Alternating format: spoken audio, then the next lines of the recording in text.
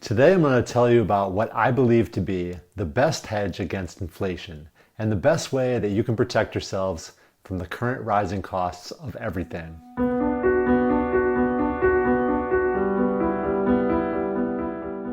Welcome back to another real estate market update. I'm Erik Braceland with Braceland Homes here in sunny San Diego, California, where we guarantee the sale and or purchase of your home. Here on the Braceland Homes channel, we cover topics related to buying and selling residential real estate and the trends happening across the housing market, with new videos every Thursday. Please consider subscribing to our channel so you can be updated and ready to go with all the latest knowledge headed into each weekend. I'm taking you all to the beach today. We're at the State Beach in Ventura, California, just north of Los Angeles. I had to meet with a client up here to discuss some particulars about their home sale.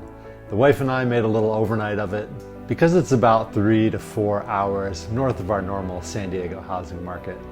Really beautiful here though, just like the whole coastline here in California.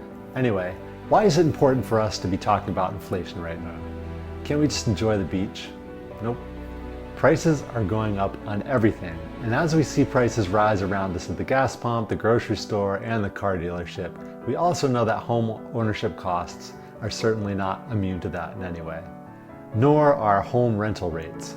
And I want you home buyers out there to really pay close attention to this episode. We'll talk about rising rent in a bit, but one of the things I really want to focus on is how locking in your fixed monthly housing cost, probably the biggest cost you have, and locking that housing cost in at today's price, and why it's so beneficial to safeguarding you against that inflation and those rising costs all around us. We want to hedge against inflation of the real estate. I want to help you understand how to beat inflation. We'll begin with a quote from Investopedia. It says, "Real estate is one of the time-honored inflation hedges. It's a tangible asset, and those tend to hold their value when inflation reigns, unlike paper assets.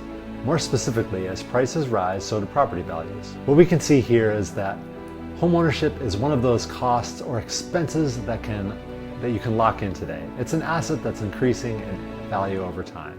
And as prices rise and home values rise and prices on everything else rise around us, locking in that one really large fixed expense of housing is really a game-changing hedge against inflation tomorrow. This visual shows how homeownership outperforms inflation over time. This is homeownership as a hedge against inflation. And I want to break it down for you so you can really see what we're talking about here. This is home price appreciation versus the consumer price increases over time. And it goes all the way back to the 1970s. Now the blue bars are the average inflation rate for the decade, and the green bars are the average home price appreciation for each of those decades.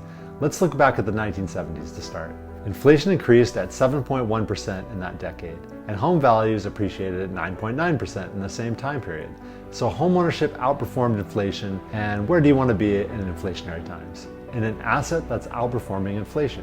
Now in the 1980s, it was a bit more balanced with 5.6% inflation and 5.5% home price appreciation. Look at the 90s. We start to see home values rise again a little bit more, outperforming inflation throughout that decade. Now you probably know the 2000s were very different.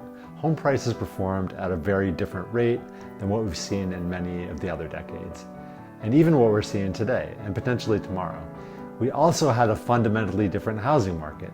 We had the oversupply of homes and lending standards that were vastly different than what they are today. Homeowners also didn't have the equity that they have in their homes right now. A fundamentally different housing market where home prices did not outperform inflation in the 2000s. But look at the 2010s. This is where home values really started to kick in. Homes started appreciating much faster than inflation, 4.9% versus 1.8%. And then 2020 and 2021, you know what's happened with the housing market here. Massive home price appreciation. A drastic difference here where home values outperformed inflation. So over time, what you can see is that you can hedge against inflation with the real estate because the rise in home values generally outperforms the rate of inflation. That means if you buy a home today, you can lock in today's cost and hedge against inflation with your new real estate and fixed mortgage rate. In this scenario, your housing costs are now fixed for the term of the loan, probably the next 30 years. Now this becomes really important when we start to talk about renting, because renting takes on the risk of rising rental prices year after year after year. I've shown you that data in the past if you've been following along with me. Rental prices are truly skyrocketing. Would you rather assume 30 years of price increases or pay the same monthly payment for the next 30 years? Seems like a really simple question to answer. Now I know there are special circumstances where someone might take the former over the latter, but for me, I'll take the security of that fixed payment every time. Set it and forget it. Anyway, if you are enjoying this insight so far, please hit that like button for me. So let me share a quote with you here from Bankrate that's really powerful for renters. It says, "A fixed rate mortgage allows you to maintain the biggest portion of housing expenses at the same payment. Sure, property taxes will rise and other expenses may creep up, but your monthly housing payment remains the same. That's certainly not the case if you're renting. And that's because rental prices rise year after year." This becomes really powerful for some of you that might be thinking, I could buy today, but I'm just gonna press pause and gonna wait. I'll wait to see what happens with values. I'll wait to see if they drop or if they rise. Well, all the forecasts we've seen show that home values are projected to continue rising. We also know that mortgage rates are projected to keep rising, and we know that rental prices are rising. What does that mean at the end of the day? Two things really. One, someone who continues to rent but could buy is taking on the additional increases in rent year after year. Two, it's going to cost more to buy a home down the road. So it's really important for renters to understand this dynamic. And I think this next visual really helps show how rental prices compare to inflation rate. This shows that rent increase has been greater than inflation in most years. So let me break it down again. Rental price appreciation versus core inflation rate. Again, going all the way back to the 1970s. So your blue line is that core inflation rate, and your green line is rental price appreciation. And what do you see on a whole?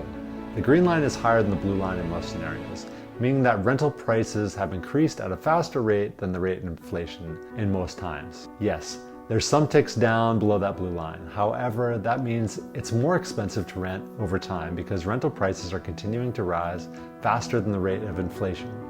So no pressure, but you really do want to buy a home now, if at all possible, to avoid those increasing costs for rent and inflation all around us.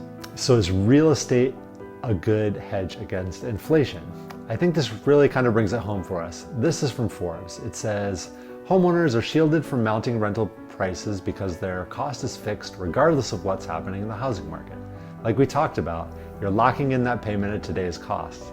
They go on to say, tangible assets like real estate get more valuable over time. And you've seen that in the graphs and the data that I've shown you, which makes buying a home a good way to spend your money during inflationary times. Well said.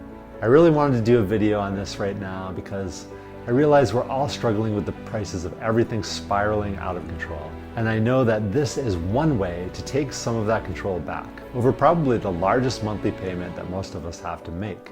I hope you found this helpful. Please let me know what you think of the strategy to combat inflation. Do you also believe that real estate is a great hedge against inflation? And do you have any other ideas on how to beat inflation? Please share with the group in the comments below so we can all learn from each other and make the most of our current circumstances. If you've enjoyed this content or found it helpful, please hit that like button. It really does mean a lot and it keeps me motivated to produce more free content. Join our little party by subscribing to this channel. I'll have something new and valuable for you every week. And please share this content so more people can benefit from it. That's all for now. I'm Erik Braceland, and thanks once again for tuning in and watching us here on the Braceland Homes channel. Thank you for increasing your financial literacy and considering real estate as a way to make things happen for you and your family. Make sure you join us again every Thursday to get up to speed on all the current housing market changes. You will enjoy a better, more successful real estate experience because of it. Thanks for joining me, and I'll see you right back here next week.